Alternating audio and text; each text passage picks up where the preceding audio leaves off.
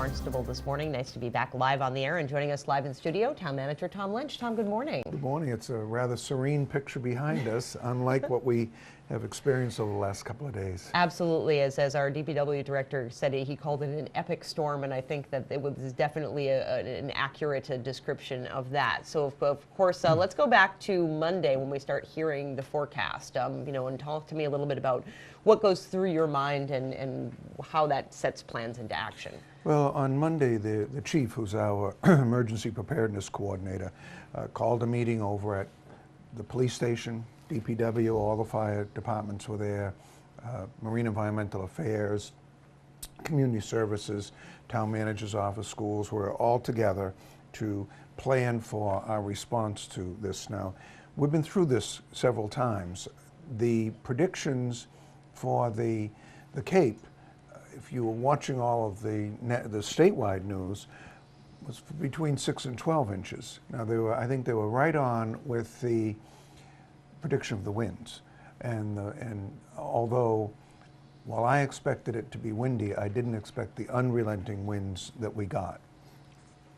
I spoke to some residents who called concerning road concerns and other things, and they're looking and saying how during the night they heard the wind start up on Tuesday night and just was unrelenting all of Tuesday into late Tuesday night, early Wednesday. So that in itself, I think I don't think we can comprehend unless you're out there and seeing the whiteout conditions that existed through all of Tuesday.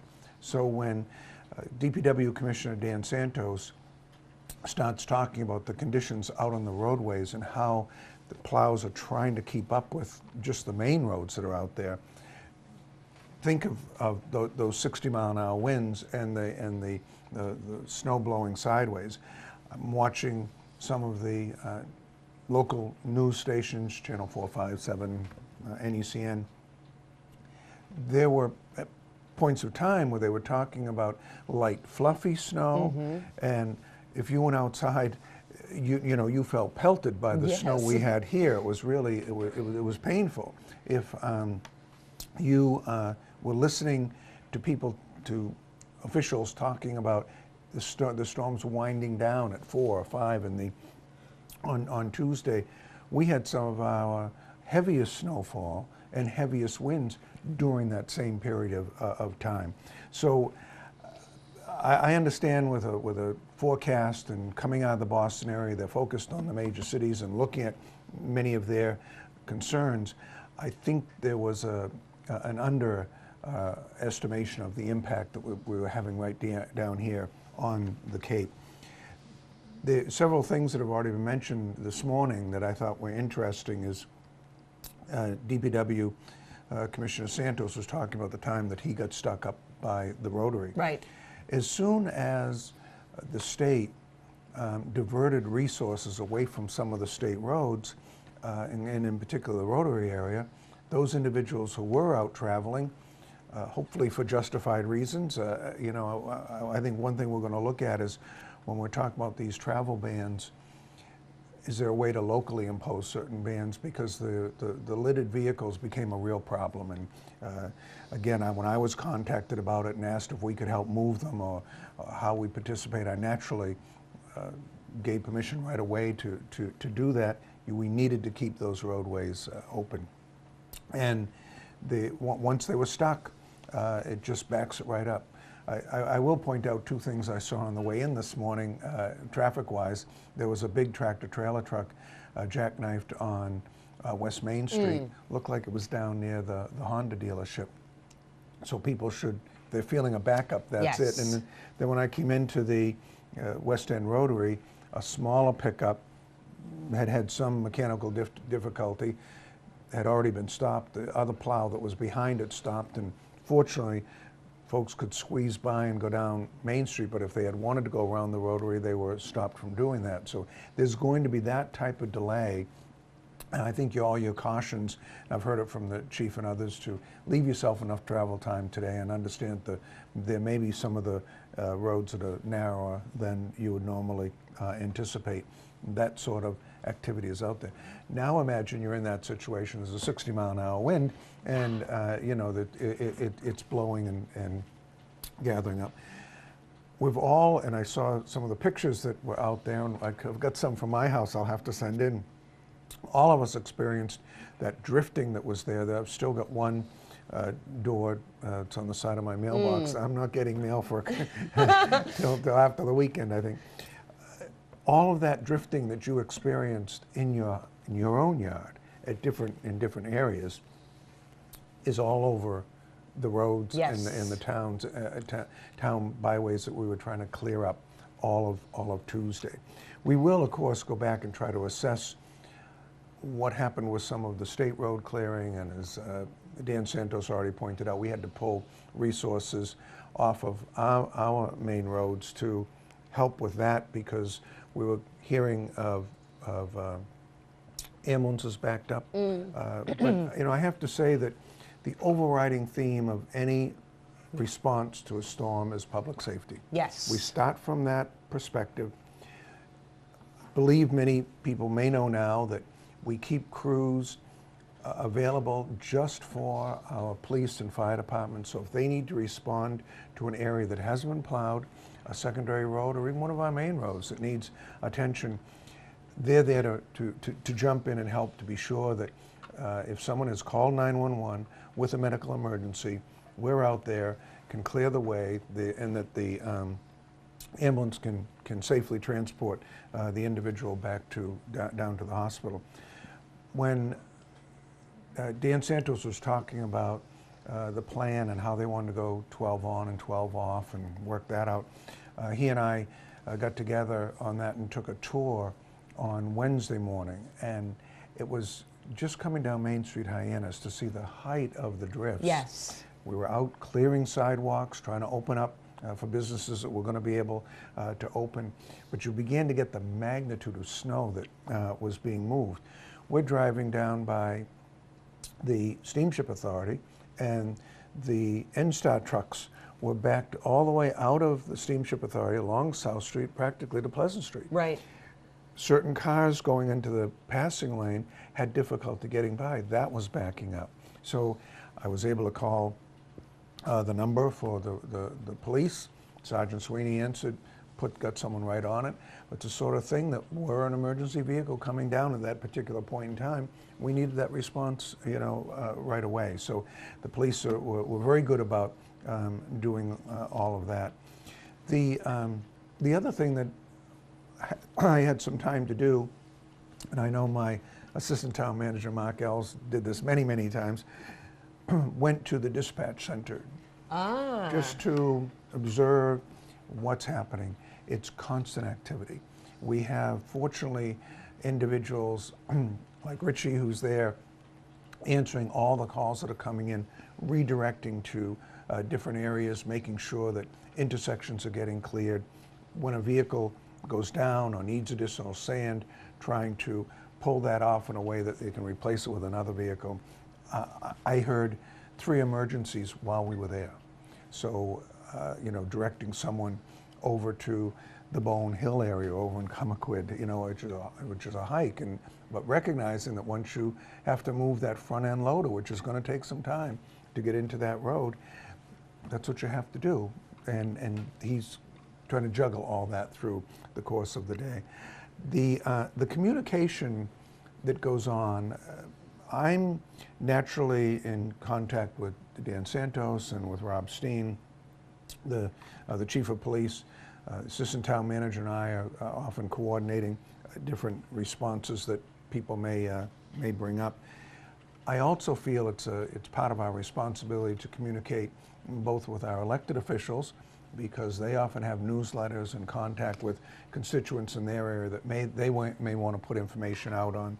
And of course, we've tried to enact ways that we can share with our constituents different information. So the updates I've done to councilors will be, you know, took a tour today, here's what we saw, you know, main roads look like this. Some areas it's, you know, 1 lane or 1.5 lanes, you have to be cautious. Other you know, Route 28 looks very good now. You know, there's even bare pavement in areas. Some of the hard packed snow, you've got to go a little slower. You've got to realize. So we had, and I'd have a communication with certainly the council president, council vice president, and share with them information as well as with all councilors that were out there. The chief, of course, calls indicating what's happening at the shelter, when they want to call it, and as he indicated in his segment, once they're going to shut down the shelter, they go back to the very properties these individuals came from to make sure that electricity is on, there's heat, there's access into the home. We've been trying to use social media a little bit more. The Facebook page, the updates we do right on the website, all have, I think, enhanced the way that people are communicating with us, and so we're trying to communicate back to them. And I know you were very good about doing that. Sarah Beal, who does the production here, when it was suggested by the council president that perhaps we could be adding some updates onto Channel 18. Yep. We could do that remotely, so we started incorporating some of the information that was being passed along on our website off onto Channel 18 too. One of the saving things that I think really has made this storm more tolerable, despite the 30 inches or so of snow that we're still trying to move around, the lack of power outages. Oh, so nice. It just, when you feel in communication, even though you can't open that back door right now, Right. even though you can't move that car, you still feel connected. There's not a heat issue, there's not a refrigeration issue, and I think it meant a lot to people that are out there. I agreed. You know, my husband and I lost power for about a half an hour on Tuesday, and it was I made the joke that it was the worst half hour of the storm because you know you don't know if it's going to come back on, but that sense of relief when when the lights come back on and the heat comes back on is really great, and I have to hand it to NSTAR for their efforts in making sure that the grid was up and running. And I heard Mike Durand, who's the PR guy for NSTAR on the radio. He was talking a little bit about how they were actually able to bring people back up remotely, so they could tap into the grid from wherever they are and bring people back up remotely. So I thought that was an interesting piece of information. Well, I spoke to Charlie Genotasio, our tree warden. He felt, blessed that there was not the heavy wet snow that would have dragged down some of those trees, because once you block a road with a down tree and live wires, we won't touch that until NSTAR comes in and makes sure those wires are down. Although I will say in our earlier preparations, NSTAR had added a feature in that they had certain trucks around where, I'm debating on what it was called now, but it was basically a truck that would go out to the down tree to be in front of it. Right. And I think they called them wire watchers. Wire or watchers, something exactly. Like that. That was something it. Like They had wire watcher people out, so they were staged and ready to do that if we needed it, and fortunately didn't. The tour that I took was enlightening, because I could see certain roads that we hadn't got to. I could see those secondary roads are out there. One thing that we can't overemphasize is that as we've had cutbacks over the years, as our taxpayers have needed relief, and we're in the recession. We've switched, as many people talk about the private sector and doing more contracting, and as you have more contractors, it's a different setup than if you've got the equipment yourself. But maintaining and keeping that degree of equipment around for one major storm like this every 10 years or so, something that has not proved to be cost effective. So we have been out there contracting and making sure that we had the equipment available should we need it. We had tree people standing by to come in and do that as we've experienced that phenomenon in the past. So and the smaller trucks were not able to move this snow. Yes. You could just see it, and we have a lot of small vehicles that we use also. We couldn't bring those in. You needed those front-end loaders to move the volume of snow that was out there. There's a lot of snow out there. And we're trying to, I know DPW is out there working as hard as they can. I just fielded a couple of calls here in the office, talked about to the individuals about it's our intent to have, you know, those secondaries open today, and they're out there, you know, working on them as we speak. I noticed the difference between the tour yesterday and just riding in today. A lot of those side roads at least had passage, yes. so that if you've got someone coming to plow your driveway or something, they can get access down that now. That was one thing that someone pointed out to me yesterday. They were concerned that a small truck had come down and then stopped, and you know, that we might drive by and think it's already been plowed. Right. You know, someone's already been down. That small truck was probably not contracted to us. It was someone trying to get to a customer, couldn't do it themselves because we hadn't gotten to those secondaries. Exactly. That's because we knew we needed the larger trucks out there. But I think there's a lot of spirit of adventure. You know, yes. we're Cape Codders. We're looking at this storm with some, you know, this will be a memorable absolutely event in our lives, I'm sure. I will say we're concerned about the erosion we're experiencing on the north side. Yes. The Marine Environmental Affairs, Nina Coleman over at Sandy Neck, Lynn Poyen have communicated with me photographs. The sacrificial sand that we had there, I say we're down to about a quarter left. Right.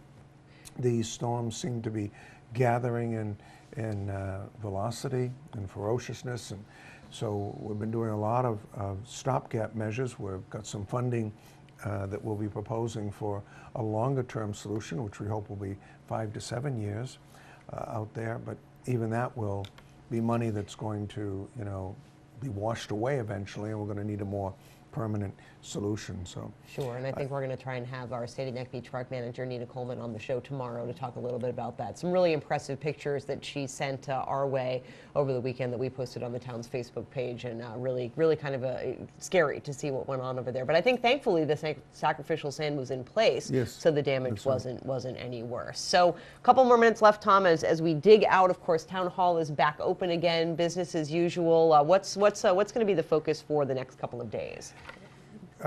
Opening those secondary roads, cleaning them up afterwards, because in some instances it'll just be a pass. We want to be sure that those visibility areas as you're coming out of the roads are pushed back and opened up. All of your intersections when you're coming into them, you can see, you know, clearly.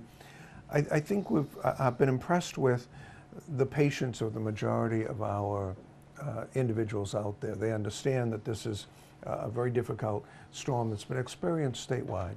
And I do think that the governor's office, newly inaugurated and in place with individuals who haven't been through this before, did a good job of communicating with us around.